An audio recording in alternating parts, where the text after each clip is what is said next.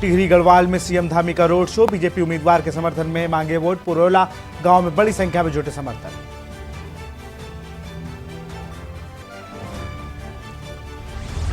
उत्तराखंड में पीएम मोदी की हो सकती है 2 रैली, ऋषिकेश और रुद्रपुर में रैली करने का प्लान। प्रदेश संगठन ने केंद्रीय नेतृत्व को भेजी डिमांड। चुनाव से पहले कांग्रेस को बड़ा झटका, सितारगंज में कांग्रेस नगर अध्यक्ष, जिला उपाध्यक्ष, जिला महामंत्री बीजेपी में शामिल। 200 समर्थकों ने भी पार्टी छोड़ी। 10 मई को खुलेंगे केदारनाथ के कपाट। 6 मई को पंचमुखी डोली केदारनाथ के लिए प्रस्थान करेगी। लक्सर में महिला ग्राम प्रधान, स्कूल प्रबंधक, उप प्रधानाध्यापक पर मुकदमा दर्ज। फर्जी शैक्षिक प्रमाण पत्र बनाने के केस में पुलिस जांच में जुटी। गर्मियों में उत्तराखंड आने वाले पर्यटकों के लिए खुशखबरी, दून से संचालित होंगी 23 हवाई उड़ानें। समय सरणी जारी, देवभूमि में होगी पीएम की 2 रैलियां। आप देख रहे हैं के न्यूज, खबरों का सारथी। नमस्कार, स्वागत है आपका खबर उत्तराखंड में। मैं हूं आपके साथ विशाल पंडित। अब रुक करते हैं खबरों का। देश भर में लोकसभा चुनाव से पहले केंद्रीय जांच एजेंसियों की कार्रवाई पर बवाल शुरू हो गया है। विपक्षी दलों को एकाएक नेताओं की गिरफ्तारी से कांग्रेस, आप समेत तमाम दल परेशान हैं। इसी कड़ी में मुख्यमंत्री अरविंद केजरीवाल की गिरफ्तारी के विरोध में 31 मार्च को दिल्ली में विशाल महारैली की जा रही है। इसी महारैली में उत्तराखंड से भी हजारों विपक्षी दलों के नेता शामिल होंगे। चुनाव से पहले अरविंद केजरीवाल की गिरफ्तारी को विपक्ष ने बड़ा मुद्दा बनाते हुए केंद्र सरकार के खिलाफ आर पार की लड़ाई का ऐलान किया है। इस रिपोर्ट में देखिए। लोकसभा चुनाव से पहले उत्तराखंड में ईडी सीबीआई की जांच पर बवाल छिड़ गया है। दरअसल कांग्रेस नेता हरक सिंह रावत के बाद प्रवर्तन निदेशालय की टीम उनकी पुत्रवधू अनुकृति गोसाई को भी पूछताछ के लिए बुलाया है। इसके तहत हरक सिंह रावत को 2 अप्रैल तो अनुकृति गोसाई को 3 अप्रैल को ईडी दफ्तर में तलब किया गया है। कॉर्बेट टाइगर रिजर्व के तहत पोखरो टाइगर सफारी निर्माण घपले में अवैध लेन देन को लेकर ईडी ने बीते 7 फरवरी को हरक समेत उनके करीबियों और कुछ आईएफएस अधिकारियों के ठिकाने पर भी छापेमारी की थी। इसके बाद हरक सिंह रावत को पहले बीते 29 फरवरी को ईडी ने पूछताछ के लिए बुलाया था। वहां अब एक बार फिर उन्हें पेश होने का नोटिस जारी कर दिया गया है। वहीं हरक सिंह रावत और उनकी पुत्रवधू को जारी हुए नोटिस से राज्य में सियासत गर्मा गई है। के लिए ये शुभ संकेत नहीं है। जिस तरीके की राजनीतिक मर्यादाओं को लांघा जा रहा है, सिटिंग मुख्यमंत्री को गिरफ्तार करना, चीफ मिनिस्टर को गिरफ्तार करना, ये बड़ी दुर्भाग्यपूर्ण बात है। इसी तरीके से हमारे राज्य में भी विभिन्न नेताओं को ईडी और इनकम टैक्स के माध्यम से, सीबीआई के माध्यम से डराया धमकाया जा रहा है, राजनीतिक दबाव बनाया जा रहा है और उनको तोड़ने का प्रयास किया जा रहा है। ये बड़ी दुर्भाग्यपूर्ण बात है। ये भाजपा का चाल चलन और चरित्र है और भाजपा राजनीतिक सारी मर्यादाओं को भूलकर इस तरीके की गंदी हरकत कर रही है जो निंदनीय है। देखिए, पहली बात तो मैं बहुत स्पष्ट कर दूं, भारतीय जनता पार्टी का कोई भी इस तरह का न षड्यंत्र है, न भारतीय जनता पार्टी षड्यंत्र जानती है, न किसी कांग्रेस के नेता या अन्य नेता से भारतीय जनता पार्टी की कोई बदले की भावनाओं से कार्यवाही करने की नीयत है। जिसने जो किया है उस पाप को उसी ने भुगतना है। जैसा करोगे वैसा भरोगे की जो नीति है, उस पे जो है कि कांग्रेस के चाहे कार्यकर्ता हों चाहे अन्य दलों के कार्यकर्ता हों, वो अगर ईडी के रडार पर आ रहे हैं, वो सीबीआई के रडार पर आ रहे हैं या वो किसी अन्य मुकदमे के रडार पर आ रहे हैं, तो उसका भारतीय जनता पार्टी से दूर दूर तक कोई लेना देना नहीं है। आपको बता दें कि कॉर्बेट टाइगर रिजर्व के तहत पोखरो टाइगर सफारी निर्माण घपले में अवैध लेन देन को लेकर ईडी ने बीते 7 फरवरी को हरक सिंह समेत उनके करीबी और कुछ आईएफएस अधिकारियों के ठिकाने में छापेमारी की थी। वहीं एक तरफ जहां हरक के नोटिस पर आरोप प्रत्यारोप का दौर शुरू हो गया है, तो वहीं दूसरी ओर मुख्यमंत्री अरविंद केजरीवाल की गिरफ्तारी के विरोध में 31 मार्च को दिल्ली में विशाल महारैली होनी है। इस महारैली में उत्तराखंड से भी हजारों विपक्षी दलों के नेता शामिल होंगे। चुनाव से पहले अरविंद केजरीवाल की गिरफ्तारी को विपक्ष ने बड़ा मुद्दा बनाते हुए केंद्र सरकार के खिलाफ आर पार की लड़ाई का ऐलान किया है। 31 तारीख को 31 मार्च को एक बहुत ऐतिहासिक रैली दिल्ली में होने जा रही है, जिसमें लगभग 50 लाख लोगों को जुटाने की एक मंशा आम आदमी पार्टी समेत सभी तमाम जो हमारी विपक्षी पार्टियां हैं जो इंडिया गठबंधन में साथ हैं उन लोगों ने रखी है। और जिस तरीके से बैरिकेडिंग अभी से स्टार्ट हो गई है दिल्ली में, और जिस तरीके से उत्तराखंड की LIU और उत्तराखंड की इंटेलिजेंस हम लोगों से क्वेश्चन करने लगी है, उससे साफ जाहिर होता है, एक सीधा संदेश जाता है कि आम आदमी पार्टी से बीजेपी इस समय कितनी बुरी तरह से घबराई हुई है। और लगातार हमारे प्रदेश के बड़े जो नेता हैं उनके ऊपर इंटेलिजेंस ने अपनी नज़र रखना स्टार्ट कर दिया है। दुर्भावना से ग्रसित स्टेप दिखाई पड़ता है, चुनाव को प्रभावित करने वाला कदम दिखाई पड़ता है, पॉलिटिकल वेंडेटा दिखाई पड़ता है, क्योंकि सीधी सी बात है, हरक सिंह रावत जी 5 साल भारतीय जनता पार्टी के हिस्सा रहे, वहां मंत्री के पद को सुशोभित किया, तब वो पाक साफ थे, तब वो बेदाग थे, तब उनके अंदर कोई भ्रष्टाचारी नहीं था।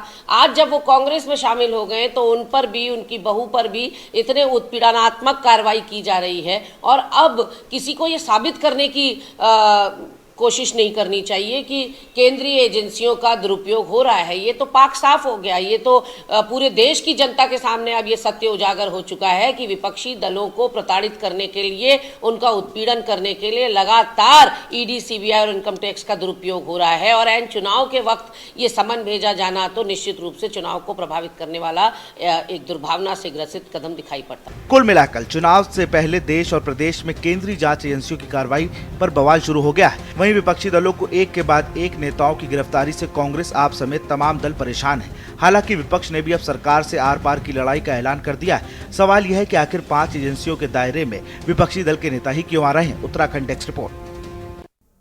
खबर टिहरी गढ़वाल से है। उत्तराखंड CM पुष्कर सिंह धामी ने टिहरी गढ़वाल सीट से बीजेपी उम्मीदवार के समर्थन में रोड शो किया। उत्तराखंड के मुख्यमंत्री पुष्कर सिंह धामी ने शुक्रवार को बीजेपी प्रत्याशी माला राजलक्ष्मी शाह के समर्थन में टिहरी गढ़वाल लोकसभा सीट के पुरोला गांव में रोड शो कर समर्थन मांगा।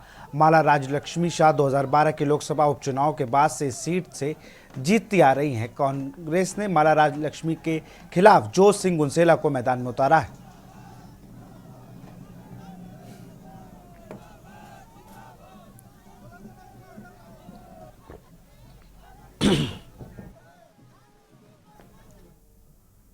खबर देहरादून से है। भारतीय जनता पार्टी उत्तराखंड की 5 लोकसभा सीटों पर जीत दर्ज करने के लिए अपनी रणनीतियों पर काम करने में जुट गई है। 40 स्टार प्रचारकों की लिस्ट जारी करने के बाद भाजपा जनसभाएं करने जा रही है। भाजपा के प्रदेश महामंत्री आदित्य कोठारी का कहना है कि जनसभाओं को लेकर अब स्थान तय किया जा रहा है। इसके साथ ही प्रदेश की 70 विधानसभा में 7000 पद सभाएं भाजपा करने जा रही है, जिसके जरिए केंद्र और राज्य सरकार की उपलब्धियों को जन जन तक पहुंचाने का कार्य किया जाएगा।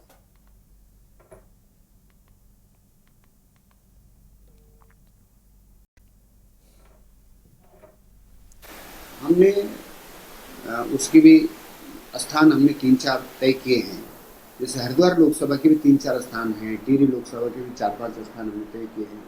अल्मोड़ा में भी हम भिक्यासैंण में या अल्मोड़ा प्रॉपर में या बागेश्वर जिला मुख्यालय पर अभी उसकी वहाँ के जो हमारे प्रभारी है प्रत्याशी हैं उनके साथ में हम लोग बातचीत कर रहे हैं कि संख्या की दृष्टि से कहाँ पर ठीक रहेगा।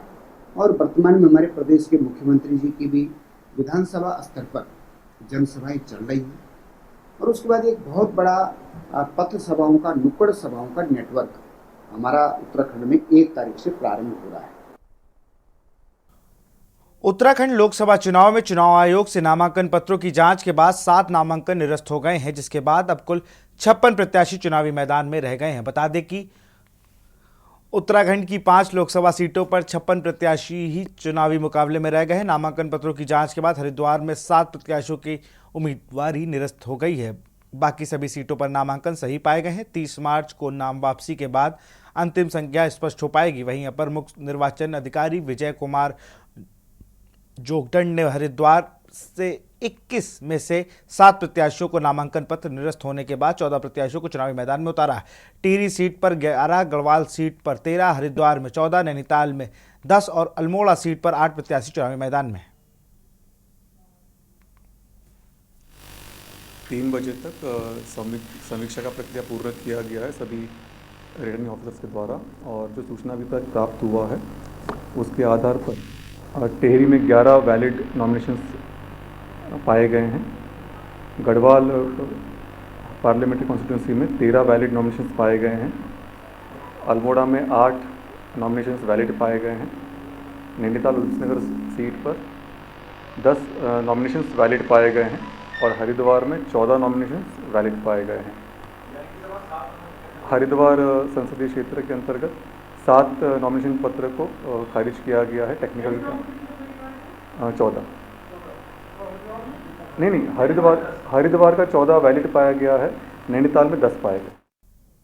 हल्द्वानी के स्वराज आश्रम में कांग्रेस के लोकसभा प्रत्याशी घोषित होने के बाद पार्टी पदाधिकारी व कार्यकर्ता सहित महत्वपूर्ण पदों पर बैठे नेताओं द्वारा एक बैठक का आयोजन किया गया, जिसमें प्रत्याशी प्रकाश जोशी सहित कई विधायक, पूर्व विधायक, जिला अध्यक्ष सहित कई कार्यकर्ता मौजूद रहे। इस दौरान चुनाव में भाजपा को रोकने और अपने प्रत्याशियों का माहौल बनाने को लेकर व्यापक रणनीति पर चर्चा की गई। इस दौरान मीडिया से बात करते हुए प्रकाश जोशी ने कहा कि उनको जनता का अपार समर्थन मिल रहा है और जिस तरह से कार्यकाल सांसद कर रहे हैं उससे लोग बेहद खफा हैं, लिहाजा उन्हें पूरा सहयोग मिलेगा। वहीं हल्द्वानी विधायक सुमित हिदेश ने प्रदेश के कानून व्यवस्था पर सवाल उठाते हुए कहा कि राज्य में कानून व्यवस्था पूरी तरह से ध्वस्त है। कांग्रेस मजबूती से 5 लोकसभा सीटों पर लड़ रही है। केंद्रीय विषय हैं, प्रांतीय विषय हैं, स्थानीय विषय हैं। अभी हमने देखा नानक मत्ता क्षेत्र में कल जो हत्या हुई है बाबा तरसेम सिंह जी की, वो साफ दर्शाती है कि इस प्रदेश की कानून व्यवस्था पूरी तरह लचर हो चुकी है। आर्थिक, न्यायिक, सामाजिक व्यवस्थाएं ध्वस्त हो चुकी हैं केंद्र की सरकार के राज में और राज्य की सरकार के राज में। इस राज से छुटकारा पाने के लिए मैं पब्लिक से अपील करता हूं कि भारी पक्ष में कांग्रेस के आप लोग मतदान करें। बहुत शानदार चुनाव शुरू हुआ है। मैं आभारी हूं कांग्रेस के, हमारे तमाम परिजनों का, कांग्रेस के कार्यकर्ताओं का। उन्होंने जिस तरह मेरा मनोबल बढ़ाया, जिस तरह से मेरा उत्साहवर्धन किया है, निश्चित तौर पर उनकी ताकत के दम पर हम जनता के बीच मजबूती से जाएंगे और इस चुनाव को जीतेंगे। सितारगंज भाजपा की नीतियों से प्रभावित होकर महिला कांग्रेस की ब्लॉक अध्यक्ष जानकी कोहली, नगर अध्यक्ष देवकी देवी, जिला उपाध्यक्ष गुरजीत कौर, जिला महामंत्री ज्ञान देवी ने करीब 200 समर्थकों के साथ कांग्रेस छोड़ भाजपा का दामन थाम लिया।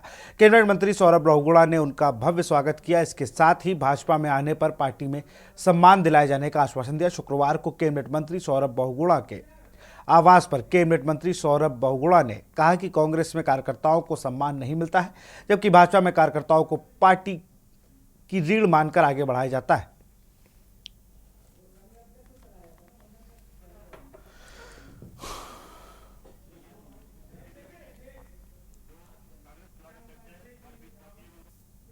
यहां रुकते एक छोटे से ब्रेक के लिए, जल्द हाजिर होंगे। ब्रेक के बाद आपका स्वागत है। हरिद्वार लोकसभा सीट से कांग्रेस प्रत्याशी व पूर्व मुख्यमंत्री हरीश रावत के बेटे वीरेंद्र रावत ने लोकसभा सीट हरिद्वार के ऋषिकेश विधानसभा में पहुंचकर कार्यालय का उद्घाटन किया। वहीं कार्यकर्ताओं ने वीरेंद्र रावत और पूर्व मुख्यमंत्री हरीश रावत का जोरदार स्वागत किया। इस दौरान पूर्व मुख्यमंत्री हरीश रावत ने कहा कि भाजपा की नीतियों से लोग त्राहिमाम कर रहे हैं। उत्तराखंड के साथ ही पूरे देश में परिवर्तन का माहौल चल रहा है। जनता मन बना चुकी है कि इस बार लोकसभा चुनाव में कांग्रेस भारी बहुमत से विजय होने जा रही है। वहीं कांग्रेस पार्टी से प्रत्याशी वीरेंद्र रावत का कहना है कि ऋषिकेश में आईडीपीएल फैक्ट्री को बंद करना दुर्भाग्यपूर्ण है। हजारों की संख्या में आईडीपीएल में रहने वाले लोगों से सरकार आवाज खाली करा रही है, जबकि कांग्रेस पार्टी पूरी तरह से आईडीपीएल में रहने वाले लोगों के साथ खड़ी है और आने वाले समय में आईडीपीएल फैक्ट्री को पुनः शुरू किया जा सकता है। ऋषिकेश कांग्रेस कमेटी को और ऋषिकेश के कांग्रेस जनों को बहुत बधाई देता हूं, बहुत शुभकामनाएं देता हूं। और उन्होंने आज कार्यालय का शुभारंभ करवाया है और यहाँ से अब वो निरंतर जनमत बनाएंगे और एक परिवर्तन लाएंगे। जनता आज परिवर्तन के लिए खड़ी है, जनता परिवर्तन चाहती है, उसको सिर्फ पहल करने वाले लोगों की मैं ऋषिकेश कांग्रेस कमेटी को धन्यवाद करता हूँ कि उन्होंने आज यहाँ हमारा चुनावी कार्यालय खोला है और सभी कार्यकर्तागण यहाँ नेतागण आए हैं। मुझे अपने भाई वीरेंद्र रावत को आशीर्वाद देने के लिए आए हैं। मेरा 72 सूत्रीय कार्यक्रम है, जिसके तहत जैसे गीता और पुराण होती है वैसे ही मेरे लिए ये दस्तावेज है और पूरे 5 वर्ष ये मुझे बताता भी रहेगा, याद दिलाता भी रहेगा कि क्या क्या काम मैंने कर लिया और क्या क्या करने हैं। मैं संसदीय क्षेत्र की आवाज़ को बुलंद करता रहूँगा पूरे 5 वर्ष और यहाँ की समस्याओं के लिए लड़ता रहूँगा। ये मैं आश्वासन जनता को देना। खबर देहरादून से है, जहां पौड़ी लोकसभा सीट पर सियासत गरमाने लगी है। भाजपा और कांग्रेस दोनों पार्टियों के प्रत्याशी खुद को पौड़ी का बेटा बताकर लोगों से वोट की अपील कर रहे हैं। बीते दिन भाजपा के प्रवक्ता रविंद्र जुगरान ने कांग्रेस से पौड़ी लोकसभा प्रत्याशी गणेश गोदियाल के शपथ पत्र पर तंज कसते हुए कहा कि खुद को पौड़ी का बेटा बताने वाले शपथ पत्र में अपने प्रवासी होने की पुष्टि कर रहे हैं। इस पर कांग्रेस से भी मुख्य प्रवक्ता गरिमा दौसानी ने पलटवार करते हुए कहा कि गणेश गोदियाल के शुरुआती दिन संघर्ष में बीते हैं।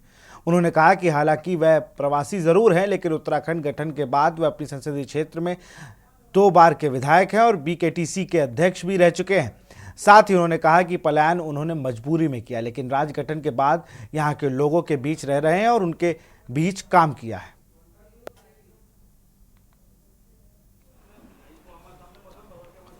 इससे हास्यास्पद और कुछ नहीं हो सकता, क्योंकि गोदियाल जी 2 बार के विधायक हैं उसी संसदीय क्षेत्र की एक विधानसभा के।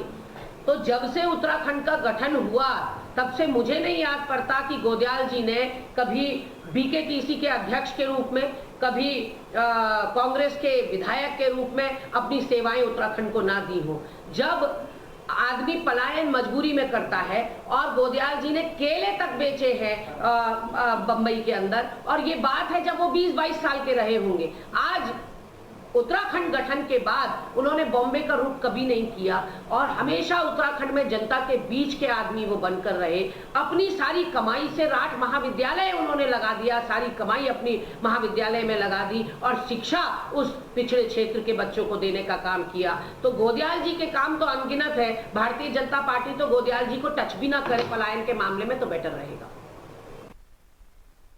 खबर उधम सिंह नगर से है, जहां डीजीपी अभिनव कुमार ने डेरा कर सेवा पहुंचकर घटनास्थल का जायजा लिया और सेवादारों से की मुलाकात। आपको बता दें कि नानक मत्ता डेरा कर सेवा प्रमुख बाबा तरसेम सिंह की 2 बाइक सवार व्यक्तियों द्वारा गोली मारकर हत्या के मामले में आज डीजीपी अभिनव कुमार नानक मत्ता डेरा कार सेवा में पहुंचे। आपको बता दें कि अभी तक पुलिस ने 5 लोगों के खिलाफ मुकदमा दर्ज कर लिया है। वहीं 2 मुख्य आरोपी की सीसीटीवी के आधार पर पुलिस ने पहचान की है। डीजीपी अभिनव कुमार पहुंचे नानक मत्ता डेरा सेवा। देखिए, अभी मैं थोड़ी देर पहले देहरादून से यहाँ आया था और इसके पीछे 2-3 मेन मेरे पर्पस थे। एक तो जो ये कल घटना हुई है, बड़ी सनसनीखेज हत्या जो बाबा जी की हुई थी सुबह 6:15 बजे के आसपास, तो एक तो उसका घटनास्थल का देखना था, खुद फर्स्ट हैंड समझना था कि क्या हुआ, कैसे हुआ।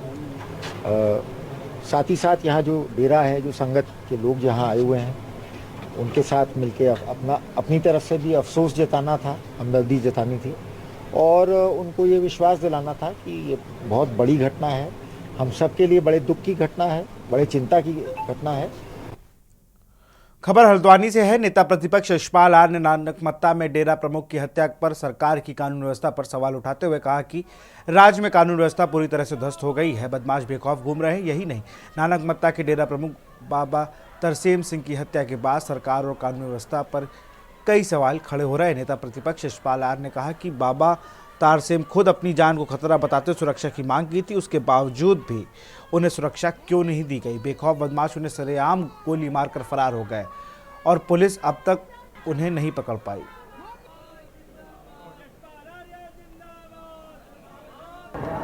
देखिए, बहुत ही दुखद घटना है और हम लगातार कहते रहे हैं कि उत्तराखंड में कानून व्यवस्था पूरी तरह से ध्वस्त हो चुकी है। अपराधी बेखौफ हैं, बेलगाम हैं और नानकमत्ता साहिब गुरुद्वारे के जो डेरा प्रमुख हैं, उनकी सुबह हत्या हो जाती है और अपराधी वहाँ 1 हफ्ते से वही उसी डेरे में रह रहे थे और उन्होंने रैकी की और खुलेआम हत्या करके चले गए। आज कल चुनाव का माहौल है, चुनाव है। उत्तराखंड की 5 लोकसभा सीटों पर 19 अप्रैल को होने वाले मतदान के लिए नामांकन की प्रक्रिया संपन्न होने के बाद अब राज्य में प्रचार अभियान जोर पकड़ने लगा है। कांग्रेस प्रदेश संगठन उपाध्यक्ष मधुसूदन जोशी ने बताया कि प्रदेश और राष्ट्रीय स्तर के नेताओं के कार्यक्रम निर्धारित किए जा रहे हैं। प्रदेश के सभी उम्मीदवारों और जिला अध्यक्षों से स्टार प्रचारकों की रैली और किस स्थान पर जनसभा होगी, इसको लेकर जानकारी मांगी गई है। सूची मिलते ही राष्ट्रीय स्तर के नेताओं के कार्यक्रम होंगे। पार्टी की योजना है कि 5 अप्रैल से 15 अप्रैल तक स्टार प्रचारकों के कार्यक्रम निर्धारित किए जाए। देखिए, अब चुनाव प्रचार जोरों पर है। प्रत्याशियों के विधानसभावार दौरे चल रहे हैं और विधानसभावार माननीय अध्यक्ष जी के दौरे भी शुरू हो रहे हैं, नेता प्रतिपक्ष के दौरे भी शुरू हुए हैं। 2-3 दिन के अंदर अंदर नेता प्रतिपक्ष भी गढ़वाल के दौरे पर रहेंगे और माननीय प्रदेश अध्यक्ष जी का उत्तरकाशी का दौरा है 1 और 2 तारीख को, और टेहरी में भी रहेंगे। तो इस तरीके से हम कार्यक्रम बना रहे हैं और जहाँ जहाँ से डिमांड आ रही है वहाँ के लिए हमारे प्रदेश के नेताओं को और राष्ट्रीय नेताओं के कार्यक्रम हमारे बन रहे हैं। हमने सारे उम्मीदवारों से और जिलाध्यक्षों को कहा कि किस किस स्टार प्रचारक की कब वो कहाँ पर रैली या सभा कराना, जनसभा कराना चाहते हैं, उसमें भी हमने पूछा है। जैसे ही जिलाध्यक्षों से हमें सूचना प्राप्त हो जाएगी और प्रत्याशियों की डिमांड हमारे पास आ जाएगी, तत्काल बड़े नेताओं के प्रोग्राम लगाएंगे और मुख्यतः है 5 तारीख से 15 तारीख के बीच राष्ट्रीय नेताओं के कार्यक्रम उत्तराखंड में लगेंगे। खबर उत्तराखंड में फिलहाल इतना ही। आगे देखिए के न्यूज का खास प्रोग्राम मंथन हमारे प्रधान संपादक दुर्गेन चौहान के साथ। आप देख रहे हैं के न्यूज, खबरों का सारथी।